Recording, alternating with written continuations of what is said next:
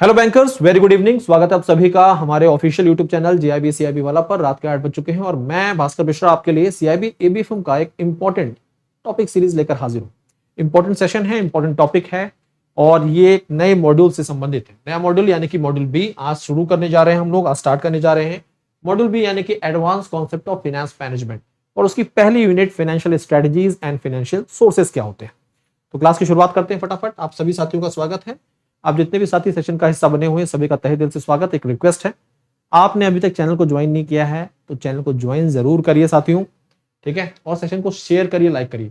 Module B advance concept of financial management, ये आपका module B है और मॉड्यूल बी के तहत पहला जो यूनिट आता है वो है financial strategies and financial sources. अब बात करते हैं फाइनेंशियल सोर्सेज की, फाइनेंस की रिक्वायरमेंट की। कोई भी बिजनेस हो, कैसा भी बिजनेस हो, यानी कि all type of business required finance. किसी भी प्रकार का बिजनेस हो उसे फाइनेंस की रिक्वायरमेंट होती है। बिजनेस को एस्टैब्लिश करने में और उसे प्रॉपर्ली रन करने में फाइनेंशियल रिक्वायरमेंट की जरूरत होती है और उसी को हम एक तरह से फाइनेंशियल रिक्वायरमेंट का नाम देते हैं। Finance required for running a business, किसी बिजनेस को रन करने के लिए जिस फाइनेंस की रिक्वायरमेंट होती है उसे हम वर्किंग कैपिटल बोलते हैं। और ये कैसे पता करते हैं? Current asset minus current liability का जो भी टोटल निकलता है वो आप एक तरह से वर्किंग कैपिटल के बारे में जानकारी देता है। तो it is based on the gap between current asset minus current liability, ठीक है। अब फाइनेंशियल स्ट्रेटजीज की जब बात की जाती है तो फाइनेंशियल स्ट्रेटजीज क्या होती है? ये वो परमुटेशन एंड कॉम्बिनेशन है, ठीक है, जो कि आमतौर पर कोई बिजनेस अडॉप्ट करता है और avail to satisfy funds requirement, अपने फंड्स रिक्वायरमेंट को एक तरह से अवेल करने के लिए वो तिकड़म, वो तरीके जो किसी भी बिजनेस के द्वारा आमतौर पर इस्तेमाल किए जाते हैं उनको हम फाइनेंशियल स्ट्रेटजीज का नाम देते हैं। Whether these are long term और शॉर्ट टर्म, ये लॉन्ग टर्म भी हो सकते हैं, शॉर्ट टर्म भी। देखिए रिक्वायरमेंट किसी भी प्रकार की होती है, जैसे आप और हमारी रिक्वायरमेंट होती है, कई बार हमें कम समय के लिए पैसे की जरूरत होती है, कई बार हमें लंबे अवधि के लिए पैसों की रिक्वायरमेंट होती है। सेम वैसे ही बिजनेसेस की भी रिक्वायरमेंट होती है, short term long term both. तो आपसे कोई पूछे कि फाइनेंशियल स्ट्रेटजी से आप क्या समझते हैं तो आप बोलेंगे वो परमुटेशन एंड कॉम्बिनेशन जो कि किसी भी बिजनेस के द्वारा अपने फाइनेंशियल रिक्वायरमेंट को पूरा करने के लिए यूज किए जाते हैं, ठीक है जी, उसको हम एक तरह से फाइनेंशियल स्ट्रेटजीज का नाम देते हैं। अब ये जो रिक्वायरमेंट है लॉन्ग टर्म भी हो सकती है, शॉर्ट टर्म भी हो सकती है। क्लीन फाइनेंस, इसे आप कॉस्टलीस्ट बोल सकते हैं। क्लीन फाइनेंस को आप कॉस्टलीस्ट बोल सकते हैं because the lender who has no assets to fall upon in case of default and runs higher risk. देखिए लेंडर का मतलब कि जैसे किसी भी इंस्टीट्यूशन के द्वारा किसी बिजनेस को उधार दिया गया, ठीक है, और वो बिजनेस जो है इसके पास आमतौर पर देखा जाए एसेट्स नहीं है और बिजनेस में नुकसान हो जाता है तो वो पैसा डूब गया एक तरह से, तो इसलिए इसे कॉस्टलीस्ट माना जाता है। Fall upon in case of default and runs higher risk which he would cover charging higher rate of return. इसलिए जब जो कॉस्टलीस्ट, क्लीन फाइनेंस क्या है? कॉस्टलीस्ट है, तो इस पर जो भी बिजनेस इसका इस्तेमाल कर रहा है उसे हायर रेट ऑफ इंटरेस्ट पे करना पड़ता है। अब यहां पर हम पढ़ने जा रहे हैं कुछ sources of finance. Sources of finance की शुरुआत करते हैं हम इक्विटी कैपिटल से। किससे करते हैं? Equity capital.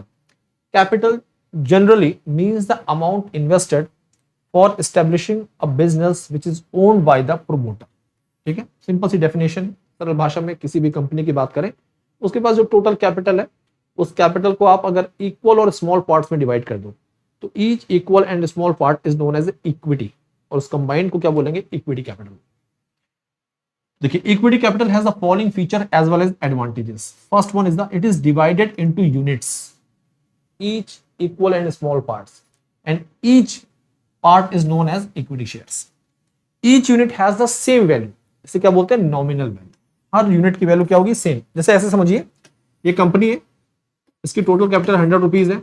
अब इसको हमने छोटे छोटे पार्ट में डिवाइड किया, 100 पार्ट्स में, 100 पार्ट्स में। तो ईच पार्ट, जो ईच पार्ट है कैरी 1 रुपी, ठीक है। तो ये क्या होगी? इसकी नॉमिनल वैल्यू होगी और हर पार्ट की वैल्यू यही है, सेम वैल्यू है।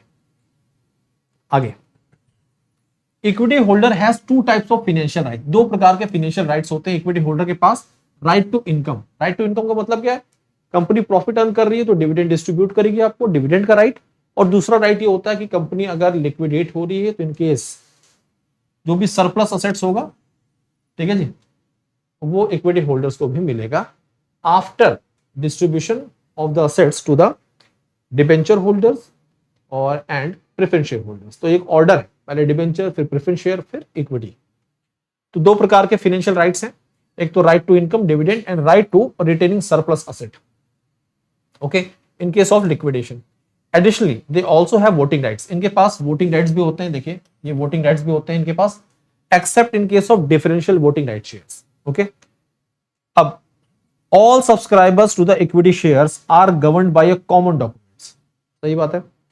दो इंपॉर्टेंट डॉक्यूमेंट्स किसी भी ऑर्गेनाइजेशन की इनकॉर्पोरेशन और रजिस्ट्रेशन से संबंधित होते हैं, और वो क्या होते हैं, वो होते हैं memorandum of association and article of association. These are the two important document, MOA और AOA, memorandum of association and article of association, ठीक है।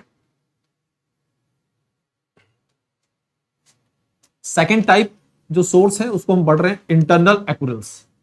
कोई भी कंपनी जो भी बिजनेस कर रही है, उस बिजनेस से वो कुछ ना कुछ तो अर्न करेगी, और जो अर्न करेगी ऐसा तो नहीं कि सारा का सारा प्रॉफिट वो अपने इक्विटी शेयर होल्डर्स में और प्रेफरेंस शेयर होल्डर्स में डिस्ट्रीब्यूट कर देती है। वो सब कुछ हिस्सा डिस्ट्रीब्यूट करती है, बाकी अपने पास रखती है, अपने जनरल रिजर्व्स में वो उसे मेंटेन करती है। इसको क्या बोलते हैं, इसको हम इंटरनल एक्यूरेल्स का नाम देते हैं। इनको क्या बोलते हैं हम लोग, इंटरनल एक्यूरेल्स का नाम देते हैं। As a measure of financial prudence, no company can or would like to distribute the entire earnings after tax to the shareholders। अपनी पूरी की पूरी अर्निंग जो है वो डिस्ट्रीब्यूट नहीं करती after tax. As a result part of the profit after tax, इसे बोलते हैं PAT, profit after tax, is retained in the company, company के पास रहता है, जिसे which is usually reflect in the general reserve. वो कहां दिखाया जाता है, जनरल रिजर्व में शो किया जाता है।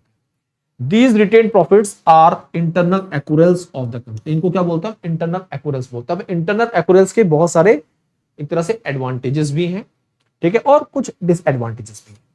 यहां पर इंटरनल एक्यूरेल्स के कुछ एडवांटेजेस मेंशन किए गए हैं। पहली चीज तो अगर कंपनी अपने इंटरनल एक्यूरेल इस्तेमाल करना चाहती है तो कोई रिस्ट्रिक्शन नहीं, उस पर कोई रिस्ट्रिक्शन नहीं है इसका इस्तेमाल करने पर। These can be used for long term, इसका इस्तेमाल वो लॉन्ग टर्म पर्पस से कर सकते हैं, शॉर्ट टर्म पर्पस से भी कर सकते हैं। Internal accruals do not have any cost, इनके इसके ऊपर कोई कॉस्ट नहीं आता, सर्विसिंग की कोई कॉस्ट नहीं है, ठीक है जी। The fourth point is the internal accruals are readily available, तुरंत आपको इस्तेमाल करना, आप आसानी से इस्तेमाल कर सकते हो क्योंकि आप ही का पैसा है, आप ही की अर्निंग है वो। Internal accruals are as liquid, liquid as the form in which these are invested. The use or availing of internal accruals does not change the ownership। इसके इस्तेमाल से ओनरशिप में कोई भी परिवर्तन नहीं आता है, ठीक है। और there is no cost of raising these funds। देखिए आप अगर इक्विटी के माध्यम से फंड रेज करना चाहते हैं या प्रेफरेंस शेयर के, तो उसकी कॉस्टिंग है, कॉस्टलीस्ट है, वो मेथड कॉस्टलीस्ट है, लेंदी है। बट आप जब अपना इंटरनल एक्यूरेल्स यूज करना चाहता है कंपनी, तो उसकी कोई कॉस्टिंग नहीं है, ठीक है। These are the number of advantages which internal accruals have। Next, preferential capital और preference capital, which is very important, exam के नजरिए से काफी खास है, एग्जाम में क्वेश्चन पूछ लिया जाता है। अब देखिए नाम से ही पता चल रहा है कि इसको प्रेफरेंस दी जाती है ओवर इक्विटी, ना प्रेफरेंस कैपिटल। तो इक्विटी के ऊपर प्रेफरेंस किसको मिलती है, प्रेफरेंस शेयर को मिलती है। This is the that part of the capital which provides lesser risk as compare to equity. Investors के जो है ना, इन्वेस्टर्स जो होते हैं उनके ऊपर रिस्क कम होता है as compare to equity investors. As the name suggest the holder get a preference with respect to dividend as well as the payment in case of liquidation. देखिए कंपनी जो भी प्रॉफिट अर्न कर रही है, जब डिविडेंड डिस्ट्रीब्यूट करेगी तो priority सबसे पहले किसको देगी, वो देगी प्रेफरेंस शेयर को, और वो पे से फिक्स डिविडेंड डिस्ट्रीब्यूट किया जाता है। सेकंड, अगर कंपनी लिक्विडेट होती है तो वहां पर भी प्रेफरेंस किसको मिलती है, प्रेफरेंस शेयर को मिलेगी ओवर इक्विटी शेयर, ठीक है। ये एक प्रकार का क्वासी रिस्क कैपिटल है, because it is not as safe as secured debts. Debt की कंपैरिजन में तो सेफ नहीं है, लेकिन इक्विटी की कंपैरिजन में सेफ, इसलिए से क्या बोला जाता है, क्वासी रिस्क कैपिटल बोला जाता है। Which get payment priority over preference shares in case of liquidation of a company. Debt की बात कर रहे हैं, सिक्योर डेट जो है, अगर कंपनी लिक्विडेट हो रही है तो प्रायोरिटी किसे मिलेगी, सिक्योर डेट को मिलेगी over preference share holder. Preference share holders को प्रायोरिटी मिलेगी ओवर इक्विटी शेयर होल्डर्स, ठीक है। इंपॉर्टेंट फीचर्स पढ़ रहे हैं हम लोग प्रेफरेंस कैपिटल के। It is a stock which is preferred over equity shares with regard to the payment of dividend and repayment in case of liquidation, unlike equity capital। ठीक है, the dividend rate of preference shares are fixed। ये क्या होता है? Fixed होता है। ये क्या होता है? फिक्स्ड। तो जो भी डिविडेंड्स होते हैं वो फिक्स होते हैं इन केस ऑफ प्रेफरेंस शेयर, जबकि इक्विटी में ऐसा नहीं होता। जैसे कि डिवेंचर में कूपन रेट फिक्स होता है, वैसे ही प्रेफरेंस शेयर में आपके डिविडेंड फिक्स होते हैं।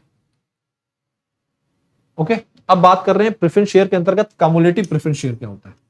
जैसे कंपनी मान लीजिए किसी एक साल कंपनी का प्रॉफिट जनरेट नहीं हुआ, जब प्रॉफिट जनरेट नहीं हुआ तो डिविडेंड कैसे डिस्ट्रीब्यूट करेगी। तो मान लीजिए इस साल डिविडेंड प्रेफरेंस शेयर्स को डिस्ट्रीब्यूट नहीं हुआ है, तो वो अकुमुलेट हो जाएगा नेक्स्ट ईयर। वो क्या हो जाएगा? अकुमुलेट हो जाएगा नेक्स्ट ईयर। तो इस प्रकार के जो प्रेफरेंस शेयर होल्डर्स होते हैं, प्रेफरेंस शेयर्स होते हैं, उनको हम कम्युलेटिव प्रेफरेंस शेयर्स बोलते हैं। Where the dividend is guaranteed, जहां पर डिविडेंड की गारंटी होती है कि आपको मिलना ही है, इस साल नहीं मिला तो अगले साल मिलेगा। ठीक है, all the preference shares are required to be redeemed. अब देखिए इसकी जो लाइफ होती है वो मैक्सिमम 20 ईयर्स होती है, तो period with in a period of not exceeding 20 years. तो ये लाइफ एक तरह से प्रेफरेंस शेयर की, जो भी प्रेफरेंस शेयर है वो रिडीम किए जाएंगे not exceeding 20 years. Preference share holders have limited right to participate in voting right. जैसे कि इक्विटी शेयर होल्डर के पास क्या है? वोटिंग राइट्स है, they can participate in voting. But जब प्रेफरेंस शेयर की बात करते हैं तो इनके पास वोटिंग राइट्स नहीं होते हैं, लेकिन कुछ ऐसे केसेस होते हैं जहां पर इनके पास वोटिंग राइट आ जाते हैं, क्योंकि कंपनी एक्ट 2013 के अंतर्गत बताया गया है। वो कौन से केसेस हैं? अगर 2 साल या 2 साल से ज्यादा समय तक कम्युलेटिव प्रेफरेंस शेयर्स को डिविडेंड डिस्ट्रीब्यूट नहीं किया गया है, तो इस केस में उनके पास वोटिंग राइट आ जाते हैं। जनरल मीटिंग में वो पार्टिसिपेट कर सकते हैं और वोट कर सकते हैं हर प्रकार के रेजोल्यूशन में, बराबर किसके? इक्विटी शेयर के। तो where dividend on preference shares has not been paid for 2 years और more, such share holders get a right to vote on all company resolutions. बहुत ही इंपॉर्टेंट है ये, वेरी इंपॉर्टेंट आपके एग्जाम के पॉइंट ऑफ व्यू से। ठीक है साथियों, अब हम पढ़ रहे हैं डिबेंचर्स के बारे में। डिबेंचर्स के बारे में जानकारी दी गई है section 2 sub section 30 of company act 2013 defines debenture which includes debenture, stocks, bonds or any other instruments of a company evidencing a debt। तो डिबेंचर क्या है? एक प्रकार का लॉन्ग टर्म डेट। ठीक है, in other words it is a written instrument, एक प्रकार का written instrument acknowledging debt by the company. Company acknowledge करता है कि भैया हमने इससे इतनी उधारी ली है। प्रॉमिस करता है रीपेमेंट करने का at a certain future date with certain coupon rate. This is another form of long term borrowing. ये क्या है? लॉन्ग टर्म बोरोइंग है, टारगेटेड एट वेरियस इंडिविजुअल्स और institutions that subscribe to the issue and pay to the company. ठीक है, section 2 sub section 30 के बारे में जानकारी है। डिबेंचर के बारे में बता दिया गया है कि ये किसी प्रकार का डिबेंचर स्टॉक, डिबेंचर बॉन्ड हो सकता है या किसी भी प्रकार का इंस्ट्रूमेंट जो कि डेट के फॉर्म में कंपनी को इशू किया गया है। ठीक है, ये सारी बातें आपने पढ़नी है। लॉन्ग टर्म बोरोइंग है। द टर्म ऑफ इशू, जैसे कि टेन्योर के बारे में जानकारी, रेट ऑफ इंटरेस्ट के बारे में जानकारी, डेनोमिनेशन के बारे में, मिनिमम सब्सक्रिप्शन के बारे में, टोटल इशू साइज, इन सब के बारे में जानकारी उस डॉक्यूमेंट के अंदर मेंशन होती है जब कंपनी के द्वारा इशू किया जाता है डिबेंचर। ठीक है, अब सीआईबी एग्जाम की बात करें। CIB exam total number of papers की संख्या 5, लेवल जैप के कंपैरिजन में ज्यादा, जरूरत है एक बार में क्लियर करने की। पेपर अगर एक बार में क्लियर हो जाता है तो सर दर्द खत्म हो जाता है, फिर इंतजार नहीं करना आपको 6 महीने के, अगला पेपर आएगा तो 2 पेपर देंगे या 1 पेपर देंगे। इसके लिए जरूरी है पहले से ही माइंड को मेकअप करना, और इसके लिए जरूरी है फुल रिलायबल सोर्स, और वो सोर्स है सीआईबी महापैक। सीआईबी महापैक के अंतर्गत आपको 4 मेन पेपर और इलेक्टिव पेपर ये सब मिल जाता है। 15+ बैचेस का एक्सेस मिल जाता है, मॉड्यूल वाइज डीपीपी मिलती है, क्विजेस मिलते हैं, मॉक टेस्ट मिलते हैं, डाउट सॉल्विंग सेशन मिलते हैं। 3 वैलिडिटीज में ये उपलब्ध है। 3499 में आपके लिए 6 मंथ का सब्सक्रिप्शन है, 1 ईयर का सब्सक्रिप्शन 4999 में है, 2 ईयर का सब्सक्रिप्शन 6999 में अवेलेबल है। ठीक है, सीआईबी फाउंडेशन बैच आपके लिए लॉन्च हो चुका है मात्र 2499 में, 2499 में। सीआईबी फाउंडेशन बैच 2499 में अवेलेबल है, पहला वाला बैच। और इंडिविजुअल बैचेस की बात करें तो ये बैचेस आपके लिए 799 में उपलब्ध है। जैसे आमतौर पर कई बार एक पेपर रुक जाता है आपका, नहीं क्लियर कर पाए, तो उसके लिए आप इंडिविजुअल बैचेस का हिस्सा बन सकते हैं। This is my Telegram channel jab_cap by Bhaskar sir. इसके साथ जुड़कर अपने डाउट्स क्वेरीज आप रेज कर सकते हैं। आपको हर संभव प्रयास किया जाता है इसको जो भी क्वेरीज हैं उसके सॉल्यूशन प्रोवाइड करने का। आज के लिए अभी के लिए इतना ही। लगातार जुड़े रहिए, सेशन को लाइक करिए और चैनल को जरूर ज्वाइन करिए। आज के लिए अभी के लिए इतना ही। Thank you.